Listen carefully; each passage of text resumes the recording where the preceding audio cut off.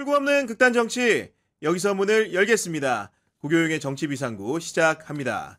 안녕하십니까, 구교용입니다. 이재명 정부 출범 후 한국 사회에서는 다방면의 개혁 시도가 이어지고 있습니다. 오늘 토요일 특별판에서는 세계사 속에서 성공한 개혁과 실패한 개혁을 살펴보고 어떤 점을 반면교사로 삼아야 할지 알아보는 시간 갖도록 하겠습니다.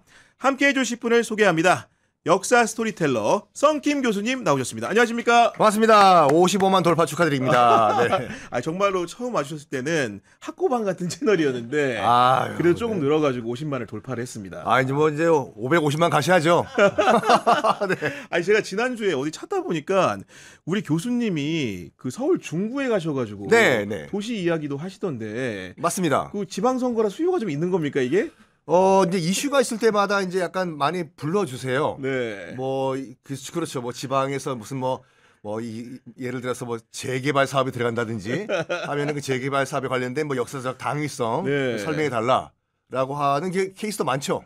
그러니까 보니까 중구에 있는 구석구석 역사가 있는 곳들을 설명해 주신 것 같던데 이러다가 정말 서울시 전체도 설명하는 날이 올 것 같아요. 지금 그 중구청에서도 이제 연락을 주셨기 때문에 서울의 다른 구에서도 지금 전화를 받고 있습니다. 연락 주시기 바랍니다. 네. 그런 상황인데 오늘은 저희가 개혁을 화두로 이야기한다고 했으니까 개혁 이야기를 해봐야 되는데 일단 일반적 정의로 도대체 개혁하고 혁명하고는 어떤 차이가 있는 겁니까? 예전에 제 이제 본업을 좀 살려보면은 그 개혁 같은 경우에는 레노베이션이고 혁명은 레볼루션이잖아요. 네, 그렇습니다. 말 그대로 레노베이션은 레노베이트 안에 있는 구조만 바꾸는 거고 레볼루션은 리볼브 뒤집어 엎어버리는 거니까 저는 이렇게 설명해요. 그 개혁 같은 경우에는 틀은 남겨두고 창틀과 문 같은 것만 새로 바꾸는 거고 우리 인테리어 공사하는 것처럼요. 화장실도 바꾸고 혁명 같은 경우는 아예 집을 밀어버리고 그 위에 집을 새로 만드는 거다. 그런 설명이 가능한 거고. 그게 약간 더 비슷할 것 같아요. 그러면은 한 칸 더 나가가지고 그 개혁이라는 게 역사적으로 꾸준히 있어 왔는데 있죠. 그 성공한 개혁과 실패한 개혁을 가르는 기준점 같은 게 좀 있습니까? 공통점이 딱 하나인 게 뭐냐면 개혁을 진심으로 밀어붙인 개혁은 거의 다 성공을 했어요. 근데 개혁을 뭐라고 할까 자기 정치적인 무슨 도구라든지 이렇게 개혁을 도구로 악용했던 경우에는 대부분 다 개혁이 실패로 돌아갑니다. 그렇군요. 네, 그럼 무엇보다도 이제 그 추진하는 사람의 진심 이런 것들이 중요하다는 말씀인 건데. 그렇죠. 혁명도 그렇고 개혁도 그렇고 일단 제일 중요한 게 뭐냐면 민심을 내 편으로 이제 끌어들였냐 안 들였냐 그게 굉장히 큰 관건이었던 것 같아요.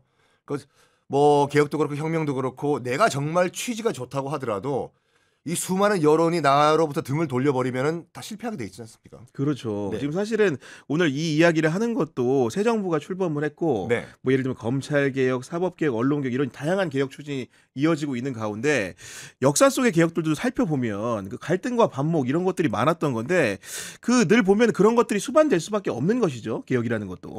그렇죠. 개혁이라는 것이 무언가를 있던 거를 때려 부수는 거기 때문에 그럼 때려 부시는 걸 당하는 입장에서 봤을 때는 야 네가 뭔데 내 밥그릇 건드리냐라고 하면서 작용 반작용이 당연히 있겠죠. 이 반작용을 어떻게 다스리냐가 이제 개혁을 성공으로 이끄냐 실패로 돌아가냐 그 관건의 차이겠죠. 네, 저희 이제 구체적인 사례로 하나하나 일별을 좀 해보려고 하는데 먼저 이제 실패한 개혁의 사례를 좀 살펴봐야 되는데 가장 대표적으로 생각나는 게 중국 청나라 때 있었던 양모운동인 것 같아요. 양무 뻘짓이라고 하죠, 저는요. 양무 뻘짓입니까? 네. 어떤 그 역사적 맥락을 갖고 있는 겁니까? 양무라는 것이 말 그대로 이제 서양의 업무라는 것인데 이제 중국 간단히 말해서 이제 일본 메이지 유신 같은 경우에는 그것도 우리도 서구 열강에 당할 바에는 우리도 서구 열강이 되자. 그러니까 이제 메이지 유신의 기본 골자잖아요. 그러니까 중국 같은 경우에도 그 1, 2차 아편 전쟁에 불쌍해요, 솔직히 청나라가요. 그러니까 많은 분들이 이제 그 아편 전쟁을요, 특히 1차 아편 전쟁 같은 경우에는 영국 정부와 청나라 정부가 싸운 거로 알고 계시잖아요. 그렇죠. 아니에요. 아닙니까, 그게? 영국의 동인도 회사와 싸운 거예요. 민간 기업하고? 물론 동인도 회사의 뒤에 이제 영국 정부와 영국 의회가 있겠지만 실질적으로 총대 메고 싸운 건 동인도 회사거든요. 회사와 싸워서 청나라가 진 거예요. 야, 정말 치욕적이네요. 치욕적이죠. 게다가 닝뽀라든지 상해 개방 플러스 우리가 알고 있는 홍콩을 할양해 준 거 많은 분들이 한량은 식민지냐라고 알고 계시는데 아니라니까요. 한량은 주는 거예요. 아, 그냥 가져라. 홍콩은 그냥 그때부터 영국 땅이에요. 식민지가 아니라. 그렇구나. 많은 분들이 또 이 방송 보고 계신 분들이 썬킴 또 저거 거짓말하네. 그럼 97년도에 홍콩 반환은 뭐냐? 뭐냐? 예. 아, 여러분 홍콩 가보셨나요? 가봤습니다. 한 번 가봤습니다. 예. 아니, 여러분 가세요. 경향TV, 경향신문에서 출장 좀 보내주고 하시라니까요. 홍콩 현지에서 홍콩 역사에 대해서. 하여간 홍콩은 크게 보면은 우리가 알고 있는 홍콩 섬이 있고 우리가 알고 있는 뭐 센츄럴이 있는 그 다음에 침사추이와 몽콕이 있는 구룡반도가 있어요. 그리고 구룡반도 위에 올라가면 신계라고 뉴 테리토리라고 있습니다. 그게 오. 세 파트로 나눠져 있거든요. 구룡반도와 홍콩 섬은 영국이 가져갔습니다. 영국 땅이에요. 돌려줄 이유가 없어요. 근데 그 위에 있는 신계 뉴 테리토리는 99년 동안 조차를 해준 거거든요. 아, 그렇구나. 그래서 99년이 딱 되는 해가 1997년도였어요. 여기에 당시 영국 정부와 이제 그 중국 정부가 나름 딜을 한 거죠. 어차피 신계 지역을 우리 중국에게 반환을 하는데 지금 20세기에 무슨 식민지냐. 영국 너도 가오가 안 있는데 어울린다. 네. 안 어울리는데 어차피 본국도 지금 지금 통치하기 힘들지 않냐. 이번 기회에 서로 윈윈하는 차원에서 원래 영국 땅이지만 홍콩과 구룡반도도 패키지로 1+2로 넘겨달라 해서 홍콩이 넘어가요. 아, 그런 거였군요. 갑자기 이 얘기가 왜 나오냐면 네. 청나라 입장에서 봤을 때는 수천 년 동안 나름대로 천조국이요. 천자의 나라였는데 한 나라한테 진 거잖아요. 그것도 영토까지 뺏기면서. 아, 안 되겠다. 이거 우리도 또 메이지 유신과 일단은 시작은 똑같아요. 우리도 똑같이 서구 열강에게 배울 건 배워가지고 우리도 개혁을 하자라고 시작한 것이 서양의 사무를 추진한다 해서 양무 운동인데 네. 이게 그 메이지 유신과는 큰 차이가 있습니다. 어떤 차이죠? 제가 일본 정말 좋아해서 이런 말씀 드리는 게 아니라 오해하지 마시고 메이지 유신은 인정해요. 국가를 정말로 처음부터 끝까지 들었다 놨다 다 바꿔버렸어요. 아, A부터 Z까지를 모두 다. 밑부터 정말 김종국의 노래 머리끝부터 발끝까지 싹 다 바꿔버렸거든요. 지도 체제까지 권력 체계까지. 하지만 당시에 서태후 등등등 집권층은 이번 개혁은 하긴 하는데 우리 권력을 더 공고하게 하기 위해 가지고 위에 권력층은 노타치 밑에만 바꾸자가 된 거예요. 재밌는 일화가 뭐냐면은 그 기차를 도입을 해왔거든요. 양무운동 때. 네. 더 이상 우리 달고지 타고 다니지 말고 서양식처럼 삐삐삐 우리 토마스 타고 다니자 해서 기차 철도를 넣고 기차를 운영을 했어요. 그런데 지역 주민들 일부가 난리가 난 거예요. 소리가 너무 크다 보니까 천지신명이 노하신다고. 아, 지지포복 이게 뭔 소리냐. 그 소리 듣고 밀어붙여야 되는데 야 무슨 헛소리냐고 이런 미신이 문제라고 해야 되는데 민심 돌아선다고. 그렇지 우리 지킬 건 지키는 것이 좋다. 전통을 지키려고 저 사람들이 저런 소리 하는 거 아니냐. 야 실제 있었던 일이에요. 앞에 있는 증기기관차 떼버리고 기차를 말이 끌어라. 이거로 게임 끝난 거예요. 진짜예요? 아, 기차를 말이 끌어요? 기차를 말이 끌었다니까요. 이거는 양무운동을 실패할 수밖에 없는 개혁의 탈을 쓴 뻘짓이죠. 야, 그때 얘기 들어보면 양모운동 때 그 표방을 했던 게 네. 중체 서용이라고 해가지고 말은 그럴싸한 게 네. 중국의 본질은 지키면서 뭔가 서양의 이런 여러 가지 좋은 것들을 받아들인다 이렇게 읽히는데 그렇죠. 네. 방금 말씀한 그거라니까요. 중국의 본질을 지키면 안 돼요. 일본 같은 경우에는 상투 다 잘라버리고 그리고 오늘부터는 양복 다 입고 그러니까 일본 것을 다 버리자. 당시 이제 이 양무운동을 실시했던 청나라 기득권층 입장에서 봤을 때는 가장 깜짝 놀란 게 뭐냐면 많은 학생들을 다 영국이나 프랑스로 유학을 보냈거든요. 얘네들이 돌아왔는데 양복을 입고 와요. 입고 온 다음에 갑자기 교회를 다녀요. 이게 결정타였어요. 쟤들 기술 배워라고 보냈더니 서양 귀신을 믿고 돌아오네. 이것 때문에 전 유럽에 걸쳐 파견됐던 유학생들을 다 소환해버립니다. 일본 같은 경우에는 그러니까 반발을 했죠. 머리 자르고 양복 입고 이거 되게 웃기는 얘기인데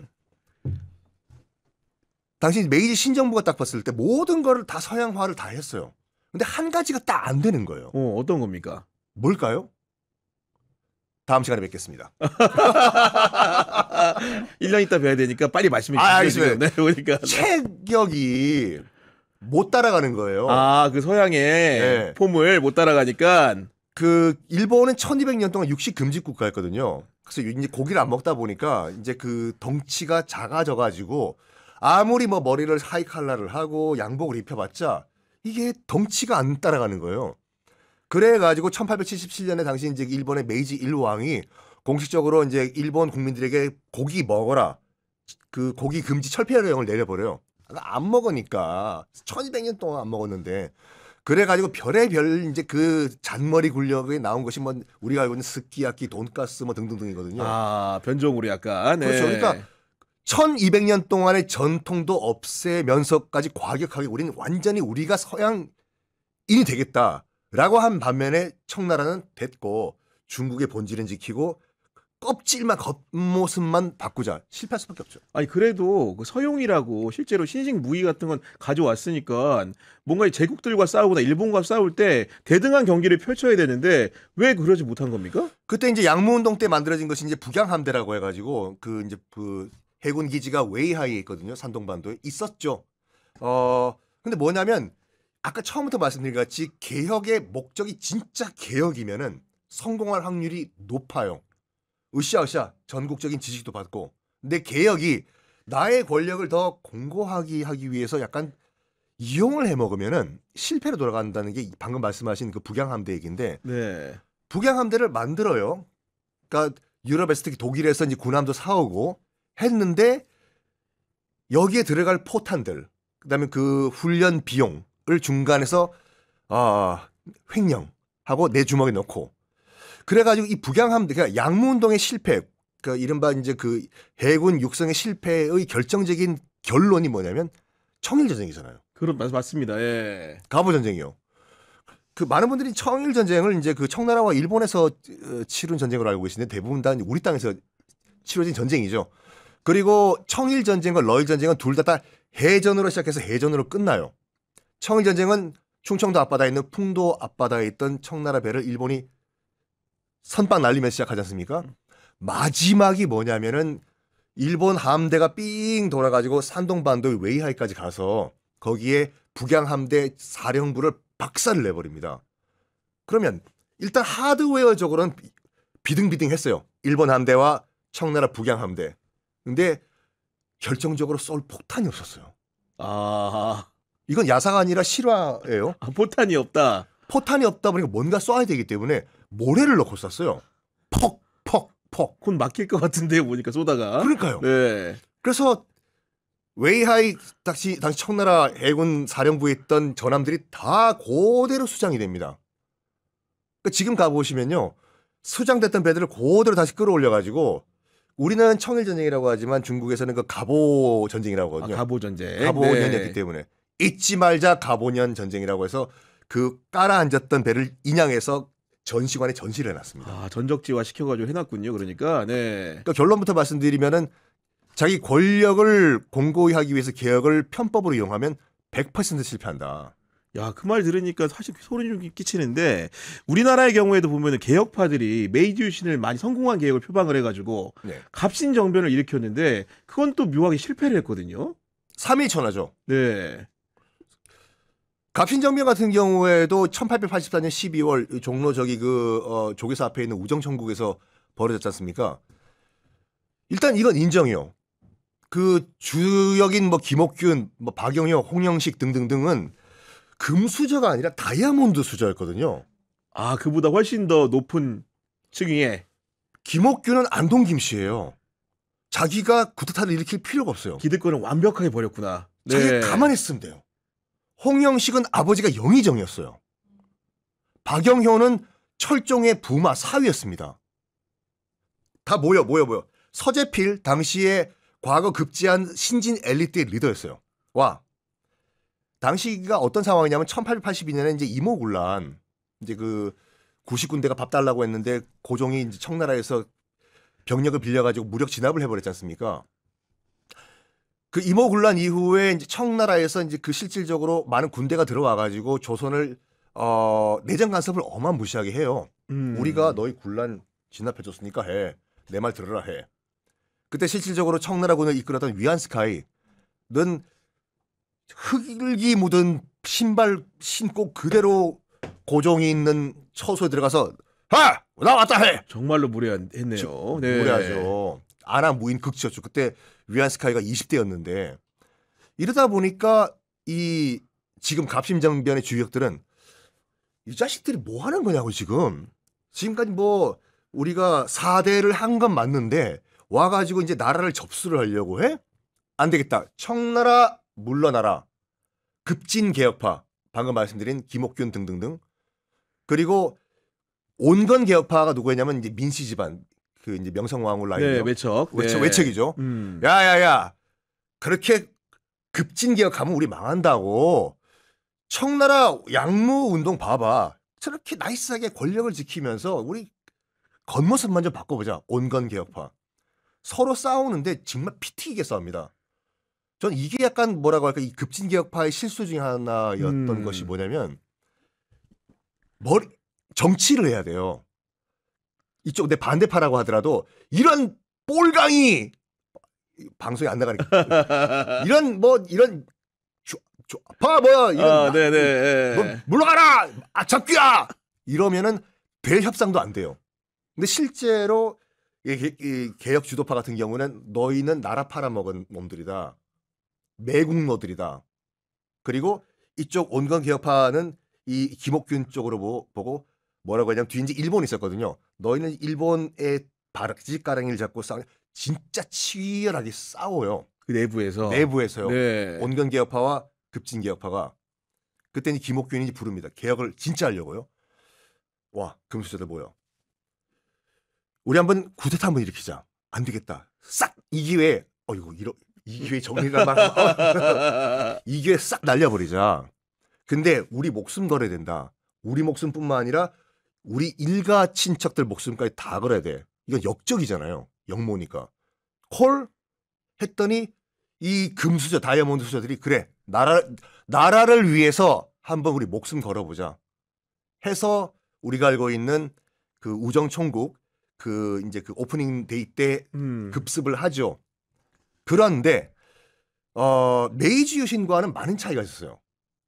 그러니까 이 급진 개혁파가 메이지 유신을 좀 따라한다고 모방한 거죠. 모방을 네. 했다고 하는데 아쉬운 점이 뭐냐면 메이지 유신은 이미 전국적으로 하급 사무라이들을 다 자기 품으로 아는 상태였어요. 그러니까 모든 전국적인 여론을 다 자기 쪽으로 끌어들인 상태였어요. 전국적인 지지요.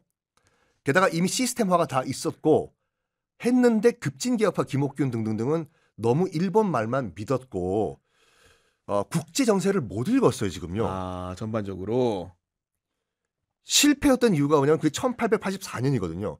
1884년은 청푸 전쟁이 일어난 해예요.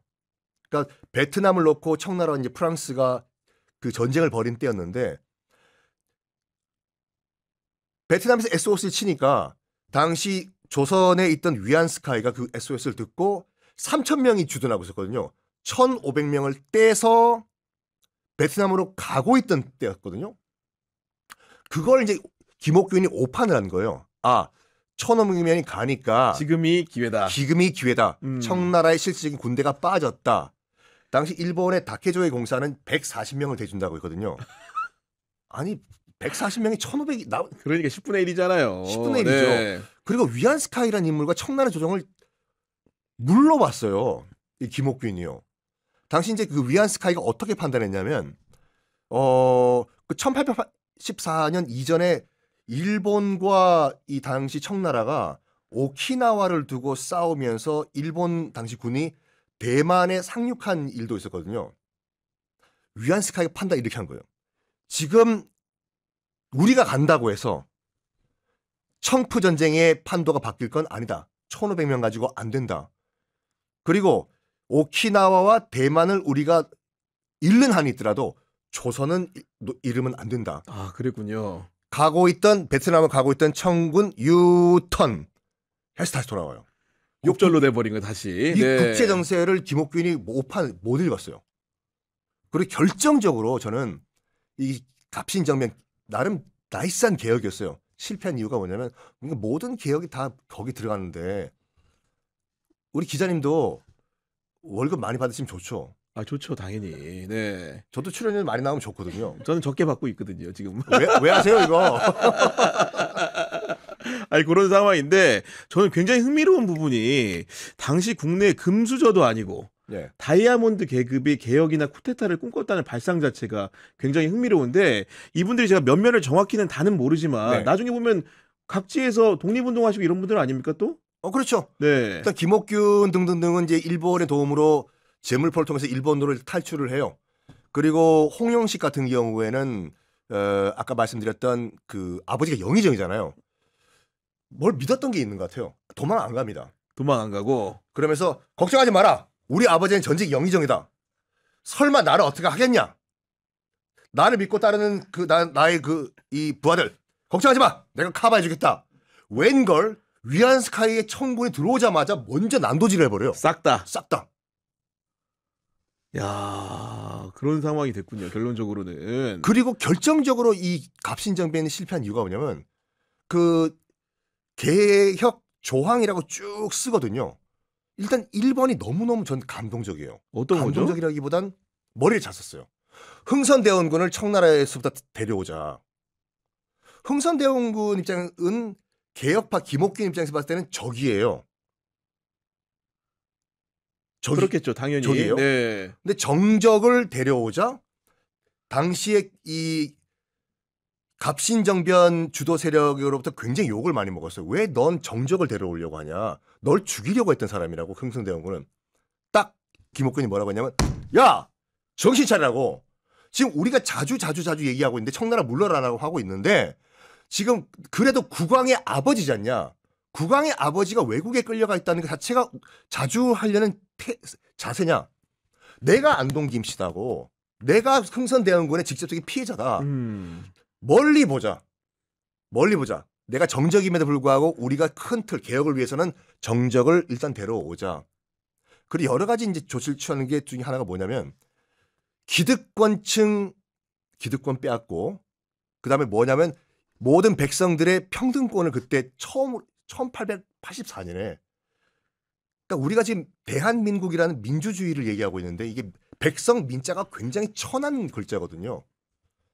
군주가 다스려야 될 케어를 해줘야 될 그런 미천한 존재가 백성 민자인데 이 주인이 되는 민주주의 당시만 하더라도 거의 혁명을 떠나가지고 그게 가능한가를 김옥균 등등등은 이미 조항에 넣었어요. 백성들을 평등하게 하자. 그랬구나. 근데 결정적으로 이걸 빠뜨렸어요. 토지개혁.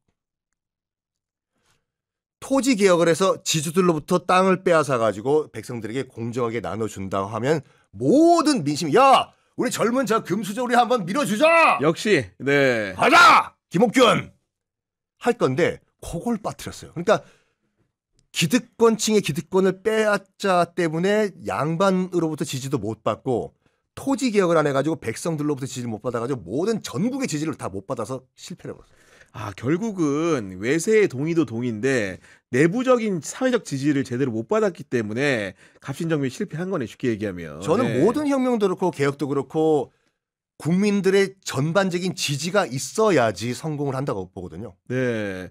그런 상황인 거고 결국은 이제 그 토지 개혁이라는 것도 보면은 사실은 민중들을 설득할 수 있는 방법이고 민주주의라는 체제를 생각을 한다면 그 사람들의 동의 지반을 받아 가지고 뭔가 바꾸는 역할이 중요했던 건데 그런 부분들이 당시에는 굉장히 불비했던 것으로 읽힙니다. 그것까지는 생각을 못 했던 거죠. 아예 못 했던 것으로 보이는 것이고. 뭐 일례로 뭐 다른 예지만 장개석이 1949년부터 87년까지 세계 최장 계엄을 때려버리잖아요. 그래서 백색 테러라고 해가지고 그러니까 반공 사상에 반대하는 사람들은 쥐도새도 모르게 다 잡아가지고 다 테러해서 많은 희생자가 난 그런 상황에도 불구하고 장기 집권했던 이유가 뭐냐면 장개석은 대만에 들어가서 토지 개혁을 성공했거든요. 그 참 먹사니즘이 좀 씁쓸한 게 뭐냐면 당시에 그 대만 민중들도 뭐 정부에서 뭐 그 우익 테러를 해도 됐고 계엄을 때려도 좋고 뭐 우리가 내 땅이 있는데 뭐 내가 돈 번다고 하니까 뭐 마음대로 하시오. 그걸 장개석이 정확하게 파악을 했던 거예요. 야, 그런 마음을 읽는 게 있었기 때문에 네. 그런 거였는데 저희가 지금 양무운동과 갑신정변을 살펴봤고 또 하나의 실패한 개혁의 사례를 좀 열거를 해보려고 하는데 중국의 문화혁명 대표적인 실패 사례 아니겠습니까? 문화혁명은 혁명이란 말을 붙이면 안 될 정도로 이거는 개인의 권력 다툼의 산물이었죠. 발생 자체가. 발생 자체가. 아시다시피 마오쩌둥이 이제 신중국을 성립한 다음에 미국은 못 따라가더라도 영국 따라가자. 그러니까 2등은 따라가자라고 하면서 뭐 하냐면 포항제철을 만들어야 될 거 아니에요. 그렇죠. 근데 각 집집마다 너희들 개인 용광로 하나 만들어가지고 철 만들라고. 저기요 철광석이 없는데요. 너희 집에 있는 식칼 냄비 녹이라고. 그 식칼 냄비 녹여가지고 집에서 또 식칼 냄비를 만드니 퀄리티가 좋을 리가 없죠. 그렇죠.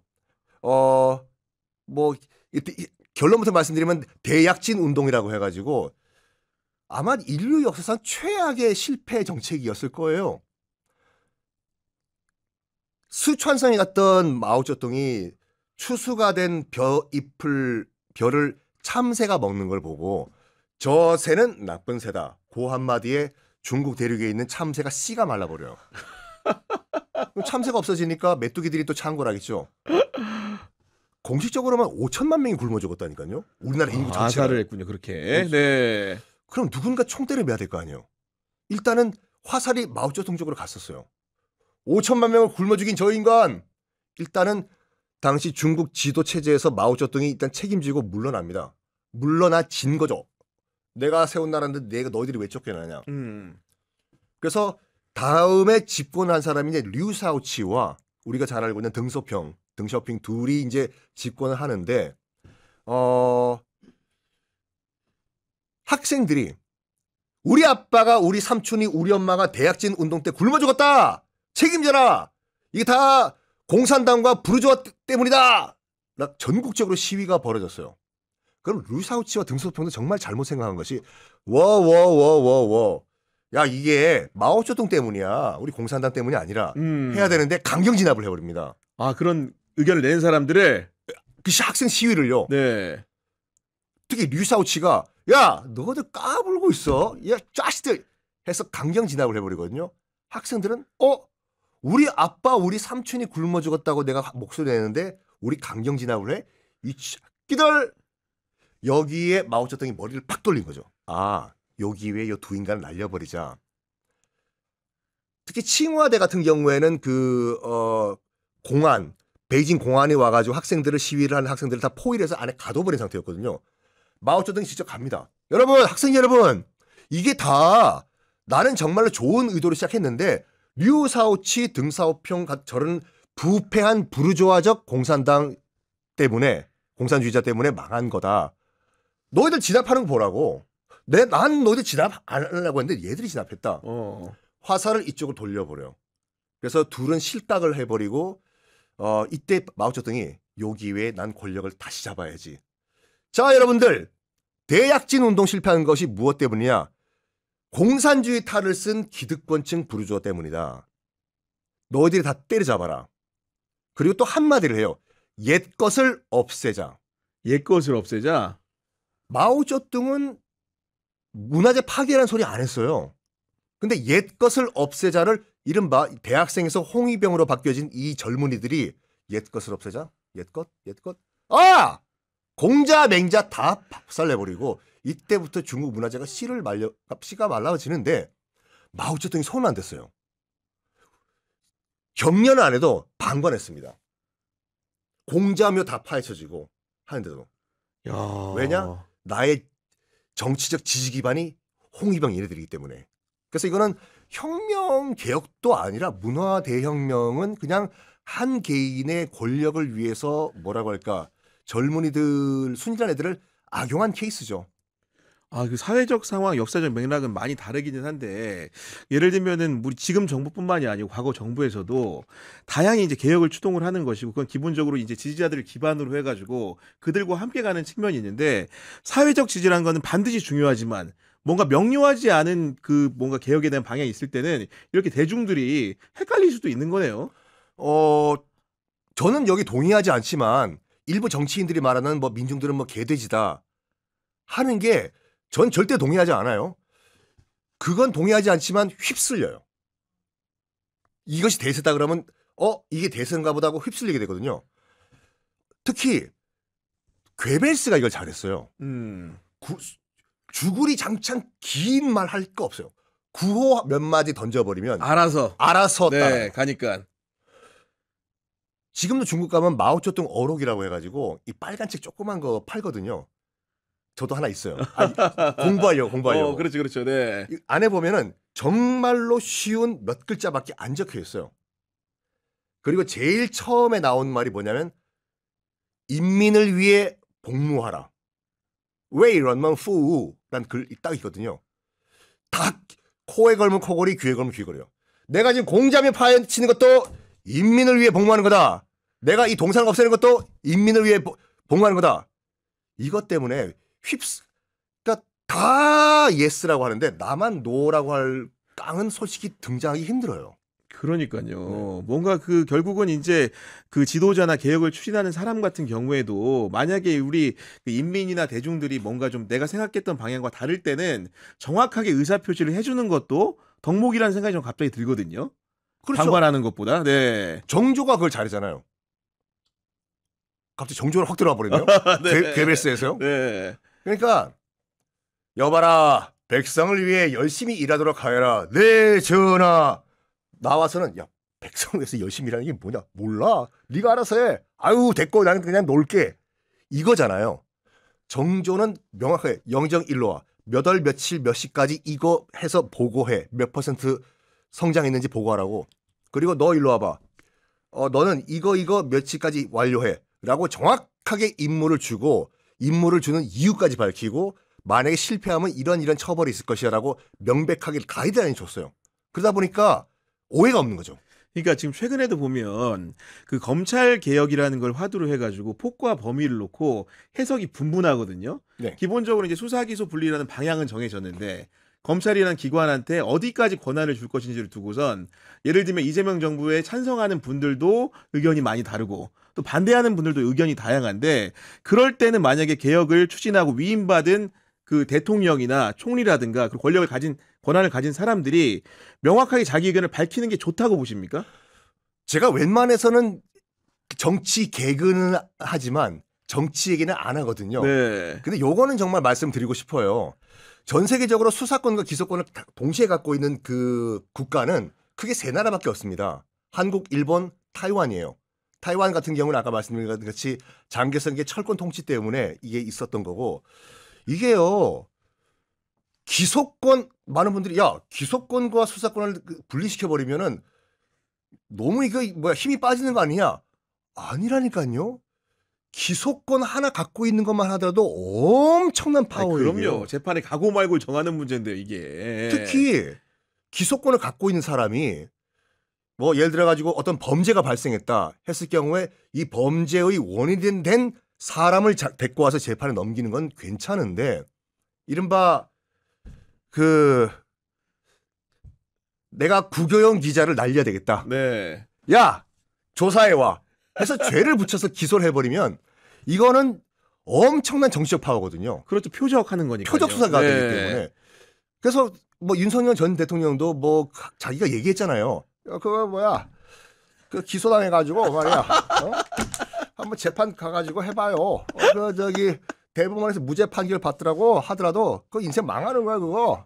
형사법 달달달 외운 그 검사 앞에서 다 알면서. 네. 그 앞에서 법도 모르는 사람 그거 가가지고 한번 당해봐. 기소 무서운 거야. 사람 망하는 거야. 자기 입으로 얘기했잖아요. 그 기소권만 갖고 있는 것만 해도 엄청나다니까요. 맞습니다. 그러니까요. 그런 상황이기 때문에 하는 거고 사실은 이제 제가 이제 거듭 이제 여쭙는 거는 그 어느 정도 그 지도자가 명확한 비전을 제시해야 되는지의 문제 사실 이런 건데 정조 같은 케이스도 있고 어떻게 보면 또 다르게 좀 추상적으로 얘기함으로써 사회적으로 토론을 또 활성화시킬 수 있는 요인도 되는 건데 네. 워낙 우리 같은 경우에는 갈등과 반목이 심한 주제이다 보니까 이 문제에 대해서는 저 개인적으로는 좀 세세한 부분에 대해서도 지도자가 명확한 비전을 보여주는 게 혼선을 좀 줄일 수 있지 않을까 이런 생각을 해서 여쭤본 거거든요. 정확하게 예, 보셨어요. 예. 그러니까 이제 많은 분들이 이제 기소권, 그러니까 이제 기소, 공소 이것도 뭐 헷갈려 하시는 분들이 많고 그래서 저는 약간 그 홍보가 중요하다고 생각을 해요. 그것이 뭐 대통령실이 되건 어디가 되건 주체가. 그러니까 국민 여러분 잘 보십시오. 지금 기소권은 무엇이고 수사권은 무엇이고 네. 이것이 결합했을 때 어떤 문제가 발생하고 이렇게 유지되고 있는 나라가 지금 크게 대만과 일본밖에 없고 이거를 왜 분리해야 되는지 설명을 하면은 판단은 국민들이 하거든요. 그러니까요. 근데 이거를 뭐 대부분의 국민들은 모르시고 설명을 설마 이건 아니라고 봐요. 그 다 이제 그 법대 나오신 분들이잖아요. 관계자분들이 다 알걸? 국민들이? 그러면 이제 안 되는 거죠. 이게 안 돼요. 예. 알더라도 일반 국민들이 쉽게 이해할 수 있도록 이건 명백하게 설명한 다음에 판단은 여러분들이 하셔야 돼요. 그래서 저도 개인적으로는 보안 수사권의 문제 같은 경우에도 지금 사실 정부의 입장이라는 게 딱히 없이 네. 그 총리실에서 하나의 기구를 만들어 가지고 지금 뭔가 논의 중인데 그런 논의의 맥락이라든가 정확한 개념 여부를 좀 정부가 좀 더 명징하게 네. 설명을 해줬으면 좋겠다. 그러면 개혁의 방향을 정하는데 국민들도 가부에 대한 판단이 쉬울 것 같다. 이런 말씀을 좀 드리는 것이고 이제는 실패한 개혁 모델을 많이 봤으니까 네. 성공한 모델을 봐야 되는데 아 그래요? 예, 앞서도 이제 말씀해 주셨지만 일본의 그 메이지 유신이 네. 가장 큰 성공 사례로 거론되는데 정말 뿌리부터 뭐 줄기 잎사귀까지 다 바꾼 개혁이지 않습니까, 이게? 메이지 유신 같은 경우에는 이제 시작점이 1853년 페리 제독이 이제 이른바 도쿄 아파다에 와가지고 한포 사격을 하면서 한포 외교를 하면서 강제로 불평등 조약을 맺은 것부터 시작을 합니다. 그러면서 이제 일본 사무라이들이 일단 피해는요. 그러니까 불평등 조약의 피해는 기득권층에는 별로 안 갔어요. 이른바 막부들은요. 에도 막부 지도층. 피해는 밑에 있던 하급 사무라이들에게 다 가버립니다. 그 일본을 좀 이해하시려면요. 우리 뭐 도요토미 히데요시 뭐 전국 시대 무슨 우리 대망이란 소설 뭐 다 한 번씩은 어르신들은 보셨기 때문에 그쪽은 좀 아시는데 이외로 임진왜란 이후에 에도 막부 시대는 잘 모르세요. 현재의 일본을 이해하기 위해서는 임진왜란 이후에 그 도쿠가와 이에야스가 세운 에도 막부 한 300년 이거를 이해하셔야지 왜 우리는 추월당했나 일본에게. 일본은 왜 개혁을 성공했고 우리는 여기서 폭망을 했냐. 이걸 이해하는데 에도 막부를 잘 모르세요. 그래서 좀 따로 한번 공부하셨으면 네, 좋겠고. 그러니까요. 막부는 간단하게 말해서 군사정권이에요. 에도 막부는 지금 도쿄를 기반으로 한 군사정권이기 때문에 사무라이들의 실권을 갖고 있는 건 맞지만 200 몇 년 동안 전쟁이 없다 보니까 칼만 찬 공무원들이었거든요. 그래서 야, 칼 너 썼냐? 칼 어떻게 쓰는지 몰라. 넌 알아? 내가 이거 웃지 않아. 된 거예요, 이걸요. 공무원 생활 하다가 에도 막부 말기에 특히 이제 그 강제 개항 이후에는 월급도 안 나옵니다. 이제 그 미국에 의해서 강제 개항 이후에 이제 경제가 폭망돼 가지고 우리가 이렇게 못 살게 된 건 무엇 때문인가? 지금 막부 때문이다. 그럼 어떻게 하냐? 막부에게 개혁을 요구하냐? 야, 걔네들이 개혁을 귓방망이를 듣겠냐? 어떻게 하냐? 뒤집어 엎자. 그래서 일본인들이 말하는 천왕, 우리가 말하는 일왕은 기원전 711년부터 지금까지 쭉 일본 왕은 한 번도 변하지 않아요. 네. 만세일게 네. 쭉 있잖아요. 그러면 우리가 저 능력이 없는 막부를 타도하기 위한 명분이 무엇인가? 지금 교토에 찌그러 있는 일본 왕을 다시 말이 실질적이지만 실질적인 일본의 이 군주로 올리고 실권을 우리가 갖자. 그래야지 일본이 산다. 이게 중요해요. 그래야지 일본이 산다. 라고 하면서 전국적인 4급 사무라이들을 모아가지고 간단하게 말해서 실시한 것이 메이지 유신인데 아까 말씀드린 것 같이 일본이 살기 위해서는 어떡하냐. 조슈5라고 유명하잖아요. 이토 히로부미가 그럼 우리가 일본을 살리기 위해서 어떡하냐. 밀항에서 영국 가서 우리가 배워오자 해서 조슈 번 지금의 야마구치현에 그렇습니다. 5명이 가가지고 네. 일본의 법률과 해군 지식들을 배우고 오고 저는 양무운동은 실패했지만 메이지 유신이 성공한 이유가 이거라고 해요. 기득권층이 기득권을 일단 다 놔요. 그리고 스스로 배워요. 이와쿠라 사절단이라고 해가지고 메이지 유신이 성공했습니다. 이미 집권을 했어요. 이제 신 정부는요. 야! 이제부터는 우리가 주인이다! 이게 아니었어요. 일본을 실질적으로 개발하기 위해서는 무엇을 할 것인가 해서 집권한 이후에도 전 세계에 한번 가봐라. 서구 문명을 니들이 보고 와라 해서 또 사절단을 보냅니다. 꾸준히. 집권한 이후에. 네. 이와쿠라가 이끌었다고 해서 이와쿠라 사절단이라고 하거든요. 그래서 모든 걸 다 내려놓고 제로 베이스에서 다 배웠어요. 스폰지 같이. 왜? 이래야지 일본이 산다. 이게 정말 그 개혁의 성공과 실패의 그 뭐라고 할까? 그 기준점이 되는 것 같아요. 야, 근데 그 얘기를 듣다 보면 갑자기 우리 그 관세 협상이 좀 떠오르는데 지금 어. 흔히들 얘기하는 일본과 미국의 관세 협상 결과, 한국과 미국의 관세 협상 결과를 두고 우리 자평은 일본이 사실은 불리한 조건에 너무 성급하게 협상을 매듭지었다 이런 평가를 하고 있는 거고 그렇죠. 이제 우리 미국이- 같은 경우에는 최대한 이렇게 뭐 장기간 숙고해서 많이 얻어냈다는 건데 일본이 결국은 사실 그 메이지 유신을 통해서 완벽히 모든 걸 바꿨다는 거잖아요. 네. 그런 문화와 전통이 있기 때문에 이런 협상의 문제에서도 재는 거 없이 바로 가는 측면도 있다고 볼 수 있는 겁니까? 예를 들면? 충분히 가능하다고 보죠. 근데 그것도 있고 일단은 동아시아에서 첫 번째 이제 트럼프와의 딜이다 보니까 많이 당한 측면도 있는 것 같아요. 선례가 없기 때문에 그렇죠. 네. 일단 뭐 이걸 해야지 우리가 살 수 있다 해서 일단 트럼프와 그런 딜을 했는데 우리는 그 두 번째잖아요.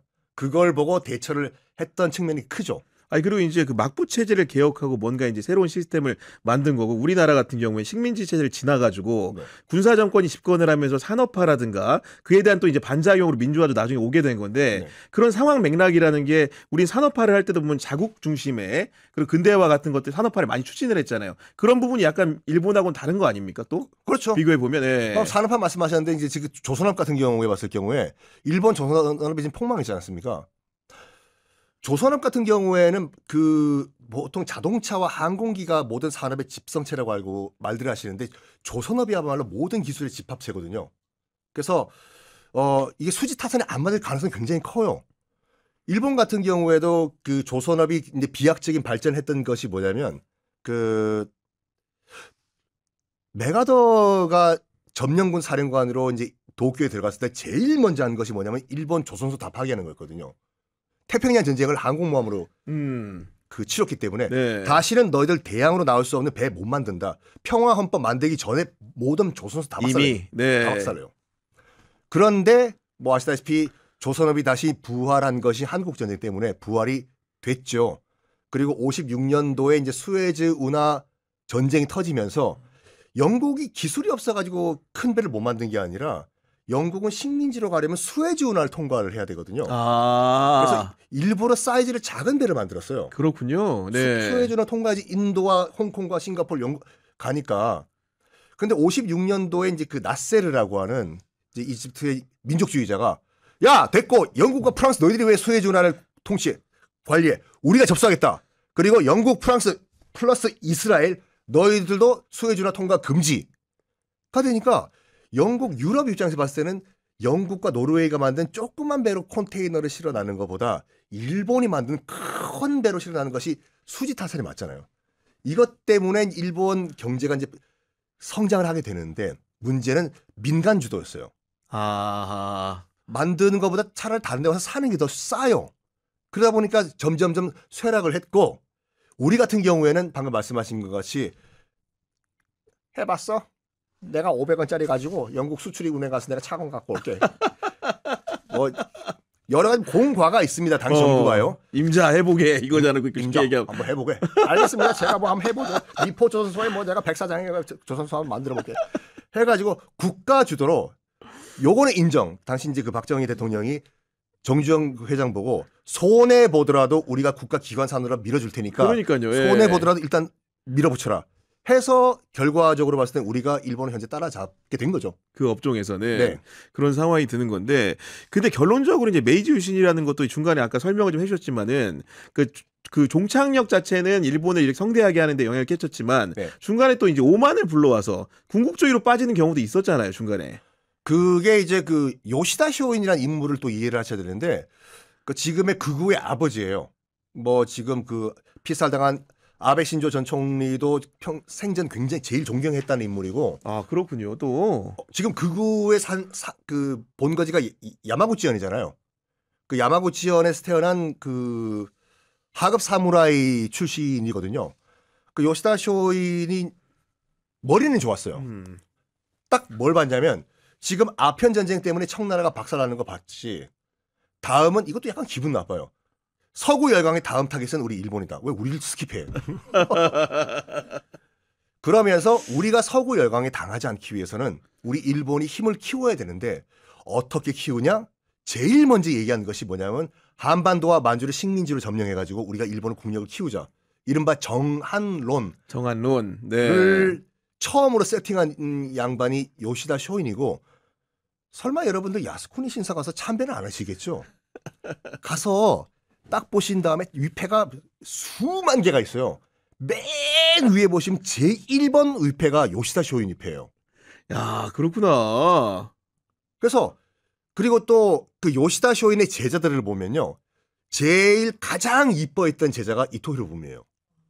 그리고 우리 한반도 일제강점기 때 관련 있는 사람들이 있었습니까? 다 요시다 쇼인으로부터 가르침을 받은 사람이에요. 일대 총독, 데라우치 총독, 명성황후시에 했던 미우라 공사 다 이쪽 라인이거든요.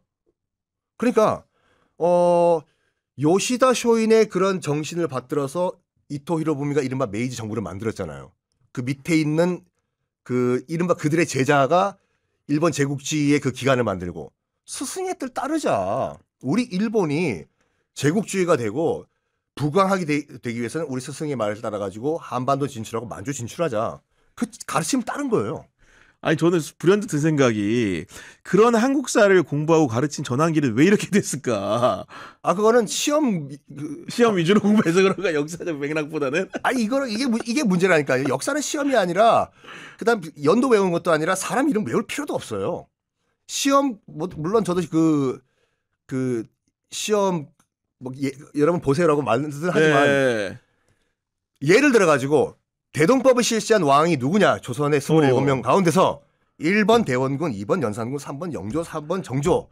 답은 광해군 죄송합니다. 광해군 찍고 넘어가요. 더 이상 공부할 필요가 없어. 시험에 안 나오니까.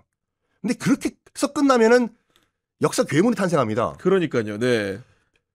지금 우리 기자님이 하시는 이런 프로그램도 그렇고 우리가 현재 울고 웃고 좌절하고 행복해하는 것을 시사라고 하잖아요.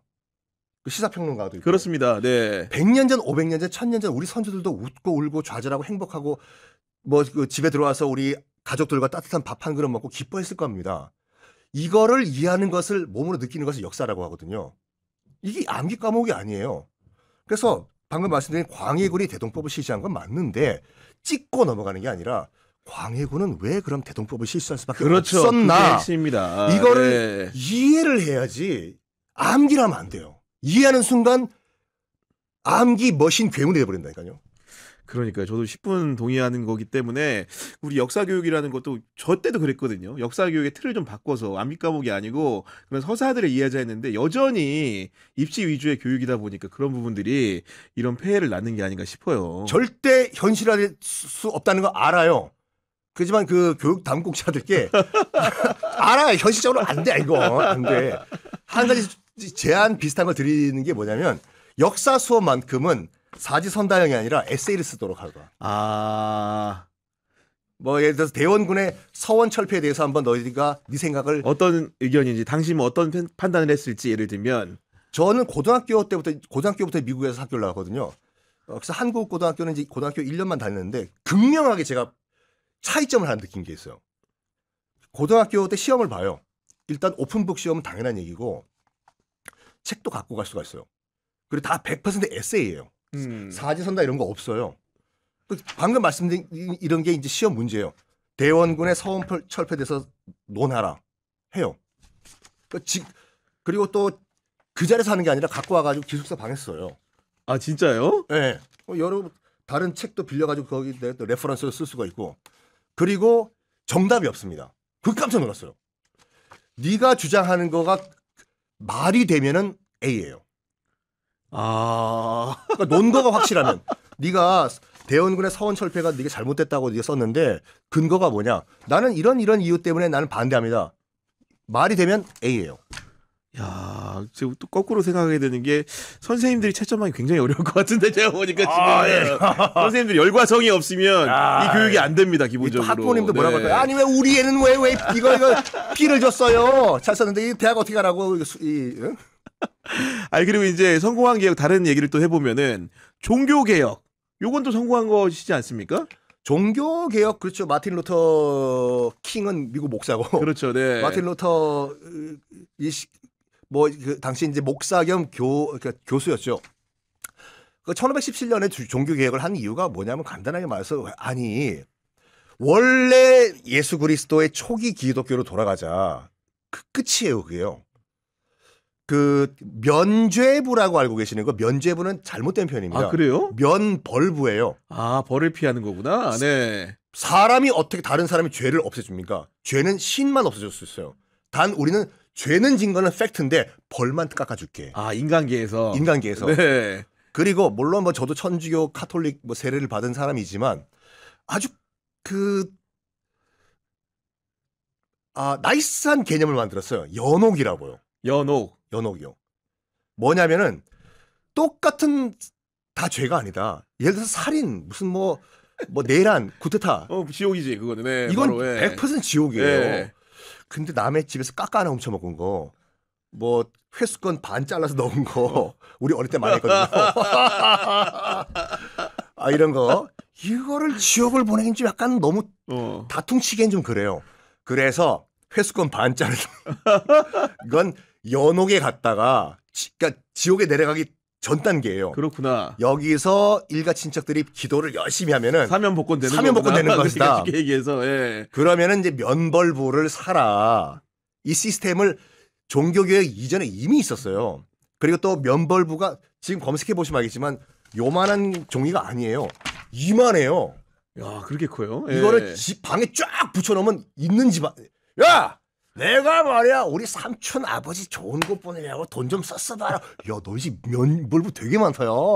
그렇지, 내가 좀 있어. 집안의 자랑이었어 이게요. 여기까지는 괜찮았는데 1517년 종교개혁이 이제 그 시작됐던 그 무렵이 뭐 어떤 시점이었냐면 이른바 십자군 원정에 기독교가 폭망을 했던 시점이에요. 십자군 원정은 기독교가 졌습니다. 이슬람과 전쟁에서. 그래서 교회 건의가 땅에 떨어진 상태였거든요. 여기에 로마 교황청에서 뭘 결정을 했냐. 땅에 떨어진 권위는 큰 성당을 만들면서 다시 찾을 수가 있다. 그래서 지금 여러분 바티칸에 가시면 볼 수 있는 성 베드로 성당이죠. 네. 그때 만든 거거든요. 근데 이거를 만들기 위해선 이게 필요하잖아요. 돈이 필요하죠. 뭐 돈을 어디 얻을 수 있는 방법이 없나? 저 면벌부 저거 야 찍어내기 시작했는데 특히 누가 이걸 많이 사갔냐면 당시 신성 로마 제국 지금의 독일이죠. 거기에 약간 통일 정부가 없다 보니까 각 지역에서 이제 그 성직자 주교들이 야 우리가 이쪽 나라를 대표 네가 무슨 대표해 네가 대표해 서로 권력 다툼을 하는 과정에서 로마 교황청이 잘 보이기 위해 가지고 우리 교구에선 이만큼 면벌부 받았습니다. 우리 교구에선 이만큼 받았습니다. 서로 면벌부 판매 경쟁을 벌인 거예요. 독일에서요. 야, 그랬군요. 그때 독일의 신학자인 마틴 루터가 이 자식들 뭐 하는 거냐고. 야, 다 됐고 리셋하자. 초기 기독교 정신으로 돌아가자. 그러니까 뭐 교황을 안 통하더라도 우리가 직접 기도하면 바로 신앙에 통할 수가 있다 등등등 하면서 이른바 95개조의 반박문을 쓰는데 이거를 한 장만 썼으면은 아마 실패했을 거예요. 그런데 마침 그때 우리가 처음 만들었습니다. 활자요. 통일하죠. 그렇죠. 구텐베르크가 나중에 그걸 구텐베르크로 인해서 이제 인쇄술이 이제 대규모 확산이 되던 때였거든요. 이 인쇄술 덕분에 95개조 반만물이 막 찍어져서 인쇄가 돼서 전파가 됐구나. 전 유럽 예. 퍼진 겁니다. 야, 그 얘기 들으니까 네. 최근에도 이제 사실은 우리 인쇄술을 넘어가지고 우리가 미디어 혁명이라고 부를 정도로 다변화된 매체들이 등장을 했는데 네. 이런 새로운 매체의 등장이라는 게 개혁을 하기에는 참으로 좋은 조건으로 여겨집니다. 그렇죠. 그런데 이것만 하더라도 다른 주제가 될 수가 있는데 네. 그 유발 하라리 선생께서 그 넥서스란 책을 쓰셨지 않습니까? 그 기본 요지가 이거거든요. 역사의 주인은 영웅들도 아니라 정보다. 정보를 누가 컨트롤하냐가 역사를 누가 좌지우지하냐 이거요. 방금 이 구텐베르크의 인쇄술로 인해 가지고 인쇄가 됐지 않습니까? 문제는 이제 수많은 정보를 다 이제 인쇄를 해가지고 만들었는데 이게 너무 이제 양이 방대하다 보니까 선별권은 누가 갖고 있냐가 권력이 돼요. 이 책에 요거는 싫고 이건 빼. 이건 누가 결정하냐 이거죠. 요거는 이 인쇄수 이 책에서 빼고 뭐 썬킴의 얘기 넣어.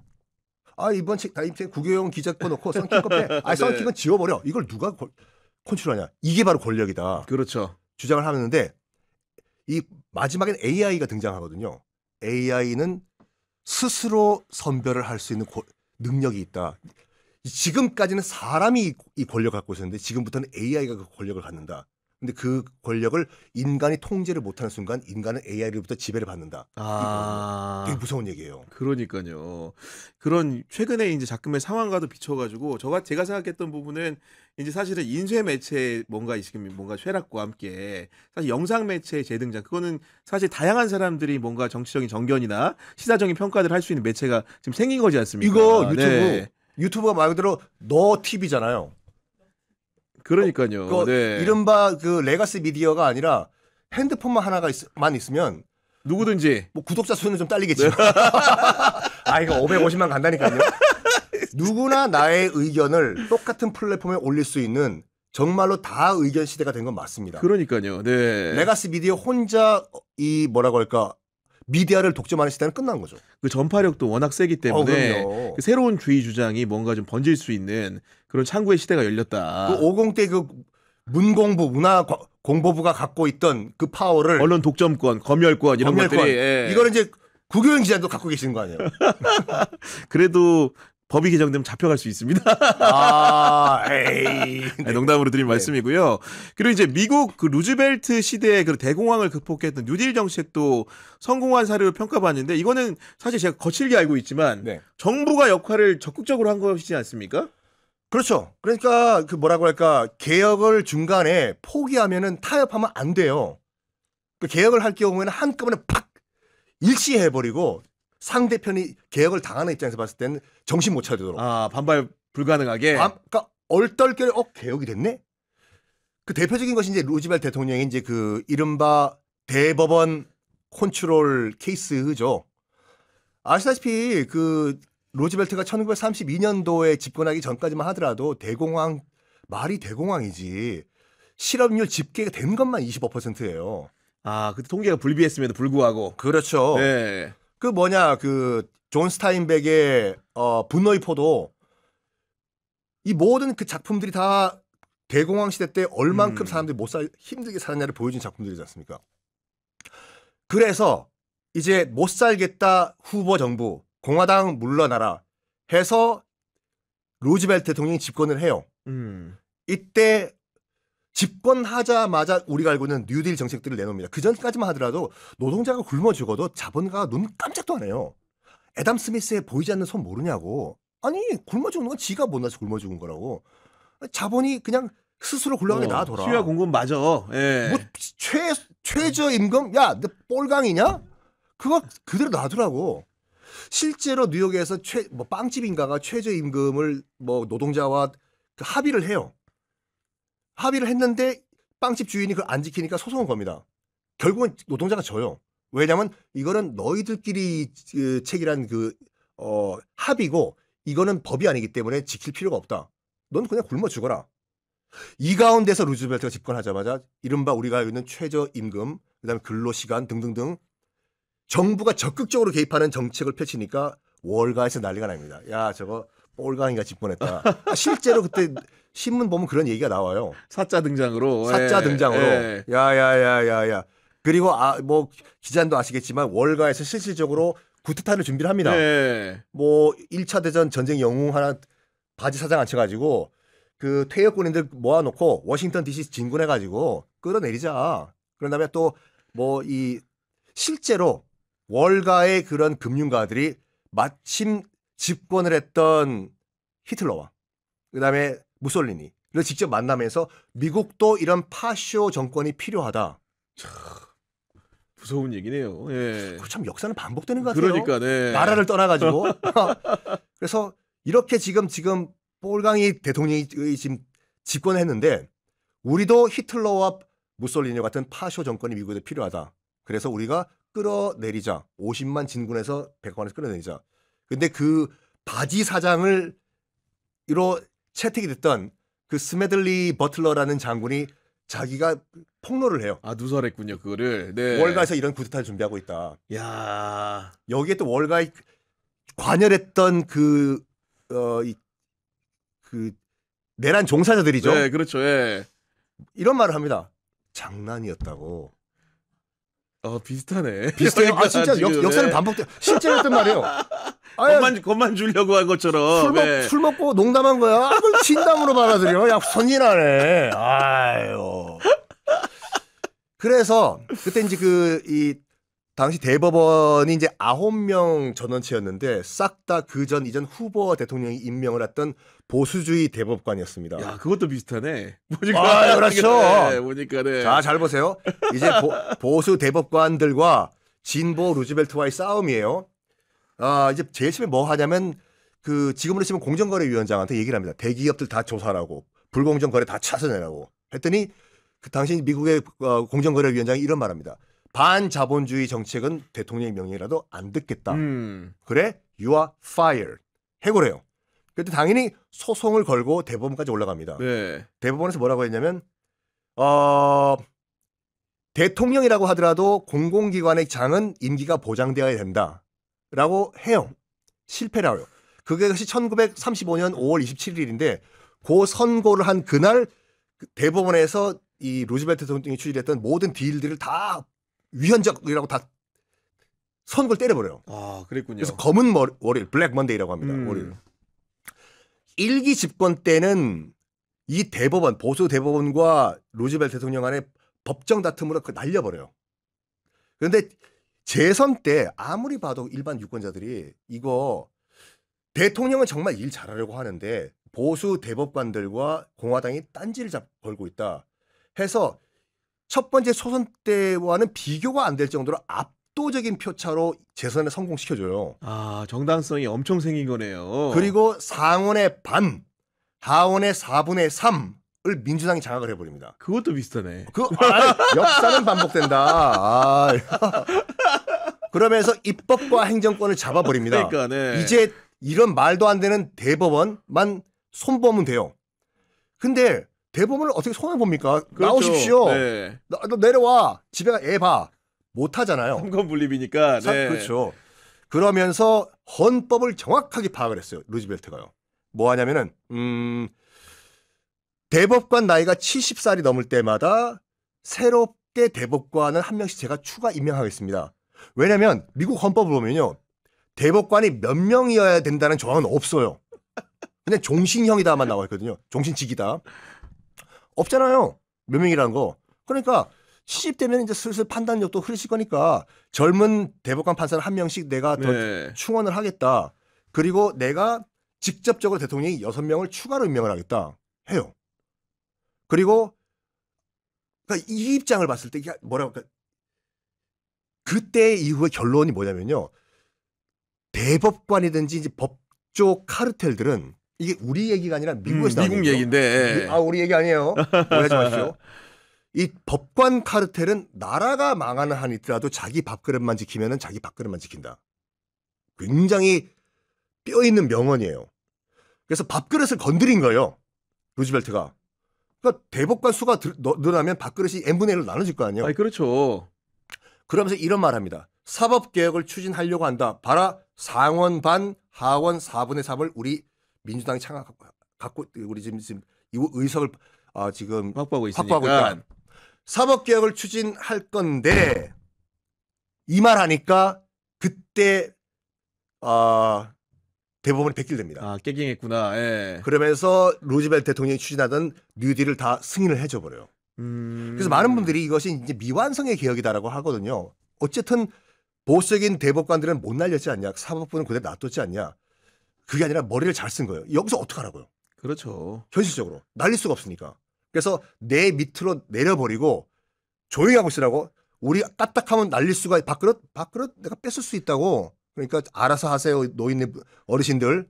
그래서 현실을 잘 활용을 하는 거죠. 아, 저도 이렇게 현실적으로 너무 접합시켜서 말씀 못 드리지만 정말 루즈벨트 사례를 네. 잘 연구해야겠네요. 보니까 지금 여러 가지 개혁이 지금 병진 중인데 어떻게 루즈벨트가 대법원을 다루었는지를 연구하는 게 굉장히 필요해 보인다. 그렇죠. 그리고 아까 말씀드린 것 같이 개혁을 시작했으면은 고삐를 늦추지 말고 네. 단칼에 그리고 민심을 항상 내 쪽으로 네. 그리고 설명 이런 걸 충분한 한다. 설명. 네. 그게 필요한 것 같아요. 야, 지금 종합을 좀 해보니까 기본적으로 개혁이 성공하기 위해서는 기본적으로 지도자의 냉철한 문제의식이 있어야 되는 거고 네. 두 번째로는 대중들, 우리 인민들, 우리 국민들의 사회적 지지가 반드시 수반이 돼야 되고 그거 인민 얘기하신 김에 네. 인민이란 표현 쓰면은 와, 너 피플이잖아요, 피플. 예. 인민이란 말은 맹자가 제일 처음 썼어요. 아, 그래요? 그 맹자도 그럼 그쪽입니까? 아우, 좀 공부 좀 하세요, 좀. 아, 그리고 이제 뭐 제도를 뭔가 또 이렇게 여러 입법을 통해서 안착시키는 것도 굉장히 중요하다고 보이는데 지금 한국 사회는 이런 조건들이 좀 무르익고 있다고 보십니까? 아직도 불비하다고 보십니까? 일단 개혁은 하면은 후퇴는 못 돼요. 그러면 작용 반작용의 반작용 세계에 의해서 원위치로 돌아오는 것이 아니라 우리가 후퇴를 하게 됩니다. 그래서 이왕 고삐를 잡은 김에 그러니까 지금 그러니까 가장 원칙적으로 돌아가야 돼요. 그러니까 이 개혁이라는 거를 정말로 나의 권력 아니면 우리 집권당의 무슨 이익을 위해 가지고 활용을 하는 것이 아니라 아까 말씀드린 같이 메이지 유신 배울 건 배워야죠. 우리가 일본으로부터요.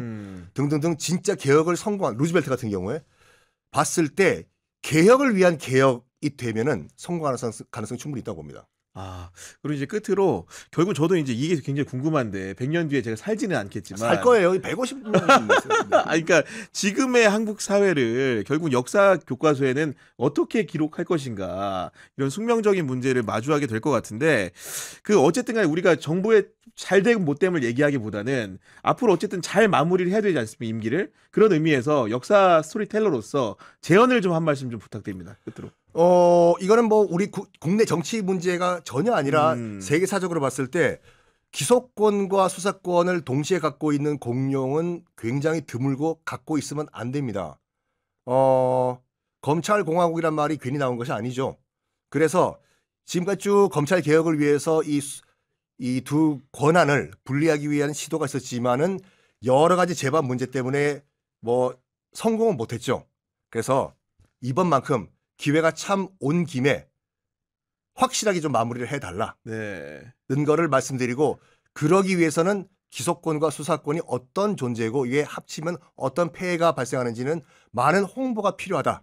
그것이 키다. 열쇠다 말씀드리겠습니다. 알겠습니다. 지금까지 역사 스토리텔러 썬킴 교수님과 함께했습니다. 구경의 정치비상구는 내일 오후 4시에 인물비상구로 찾아뵙도록 하겠습니다. 오늘도 긴 시간 시청해 주셔서 감사합니다.